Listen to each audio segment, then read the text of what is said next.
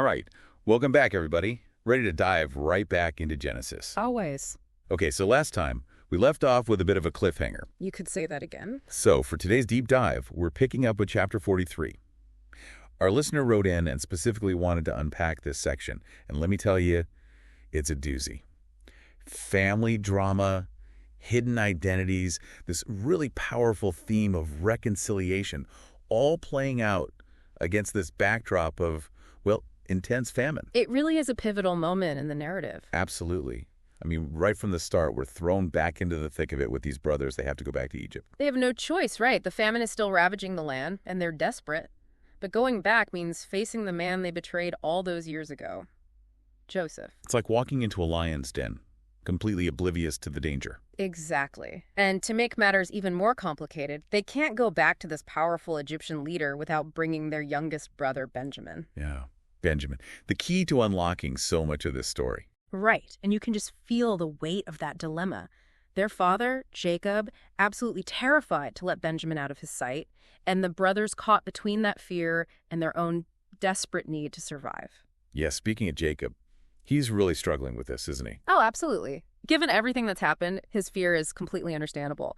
But here's where it gets really interesting. Notice how he insists on sending double the money back with them. Double the money. Yeah. Like, he's trying to make amends before they've even arrived, almost like he can appease Joseph and guarantee their safety. Yeah. And even the gifts, the healing resin, the honey, they all point to this deep desire for things to go well, for a favorable outcome. It's heartbreaking when he says, if I must lose my children, lose them I will. You really feel his despair, you know. Oh, absolutely. It's raw, honest, a father grappling with an impossible choice. And facing the potential loss of another son after everything he's already been through.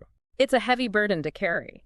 But, it's in this chapter that we start to see Judah step up in a way he never has before. Remember, in the past, it was Reuben, the eldest, trying to hold things together. Now, it's Judah who convinces Jacob to let Benjamin go. Oh, that's a good point. He takes on this protective role, reassuring his father, promising to keep Benjamin safe, which, now that you mention it, makes you think about the lineage of Jesus descending through Judah, not Reuben. Precisely. It's a subtle detail, but I think it speaks volumes. This idea of character development, how even in the middle of such hardship and impossible choices, there's potential for growth, for redemption. Wow. Yeah. I have to admit I hadn't connected those dots before. It's easy to miss those little nuances. So they head back to Egypt, hearts pounding, I imagine. Oh, I can only imagine. Just picture the tension as they stand before Joseph, the fear of being recognized, the guilt gnawing at their consciences. And then, of course, they immediately assume the worst when they discover that the money they thought they'd stolen, it's back in their sacks. It's almost comical, isn't it? They're so consumed by guilt that they can't even fathom a positive explanation. They're convinced Joseph is going to accuse them of stealing, ready to throw them in prison. They're projecting, aren't they? Their own inner turmoil. Exactly. But then there's this intriguing little detail about the steward who actually found the money. He attributes it to God, saying it must have been a mistake. Just a mistake. Right. Which begs the question, was it just a mistake, or was there something bigger at play all along? Don't forget the concept of divine intervention. It was very real to people in those times. Even in situations that seemed random or chaotic, they saw the hand of God at work. It makes you think. It really does. And then, Joseph, he doesn't punish them. In fact, he releases Simeon, the brother they left behind, as collateral. Talk about a turning point. It feels huge. Absolutely. Think about it. Joseph could have easily imprisoned them all, taken his revenge. But instead, he extends grace. He offers them hospitality, a chance at reconciliation. And not just, basic hospitality. He invites them into his home. Into his own house? Can you imagine? It's incredible.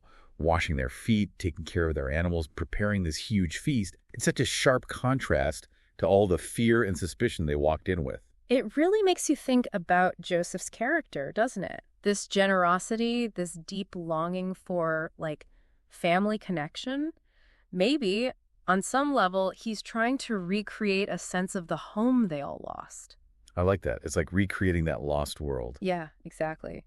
And speaking of recreating, it makes me think about the gifts, or maybe the offering is a better word for it, the brothers brought. Remember we talked about that Hebrew word earlier? Right, right. It implies something way deeper than just a simple present. Exactly. It suggests atonement. Like, Yeah. even unconsciously, they're reaching out to the brother they wronged, trying to make things right.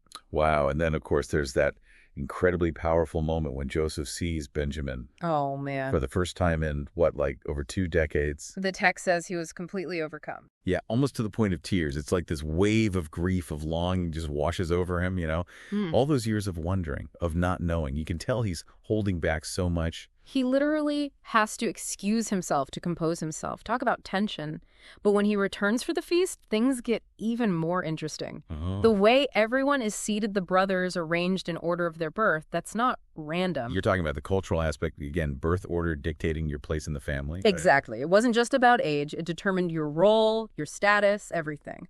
So by seating them this way, Joseph's subtly acknowledging their family structure, their history. It's like he's orchestrating this intricate dance, revealing parts of himself without fully revealing who he is. I'm getting chills just thinking about it. Yeah. And what about that detail with Benjamin's portion, the 5-fold serving? I mean, that felt significant. Oh, it definitely is. On the surface, it's about generosity, showing favoritism to his younger brother. But remember, reconciliation, it's a process. So there's more to it than meets the eye. Perhaps. I mean, they still don't recognize him. They're enjoying his hospitality, benefiting from his generosity, but they're totally in the dark about his true identity. That 5-fold portion, it could be a symbol of that unresolved tension, that secret that still stands between them. It's like he's speaking a secret language, hoping they'll understand, almost like a test. Yeah, exactly. It's like he's saying, do you really see me? Can you look past these fancy clothes, the authority, and see the brother you betrayed? Wow. That image, it actually gives me chills. You've given me so much to think about today. So as we wrap up our deep dive into Genesis 43, what would you say is like the most important thing for our listeners to take away? That's a great question. I think for me, it's the reminder that even in those really dark moments, even when we feel trapped by our past choices, by the consequences of our actions, there's always that glimmer of hope for reconciliation. It's not always easy, though, is it? No, not at all. Look at what these brothers went through. Exactly. But still, there's that thread of grace, woven throughout this whole story. That reminder that second chances, they really are possible. Absolutely. And it's not just about receiving grace. It's about offering it, too. Think about Joseph. He could have easily chosen revenge, but instead he offers forgiveness, he offers hospitality, even this, over-the-top generosity. It's true. It makes you really examine your own life, your own relationships. Are we holding on to past hurts? What opportunities do we have to show grace instead of judgment? Such a powerful question. And I love how this story reminds us that God is working, even when we can't see it. Even when things feel chaotic, uncertain, Yeah. there's a bigger plan unfolding. Right. Okay, before we go, I have one last question, and this one's for you, our listeners. Put yourself in Joseph's shoes for a second.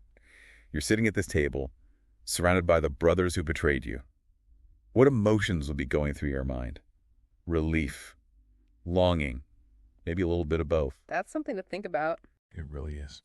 Well, thank you for joining us on this incredible deep dive into Genesis 43.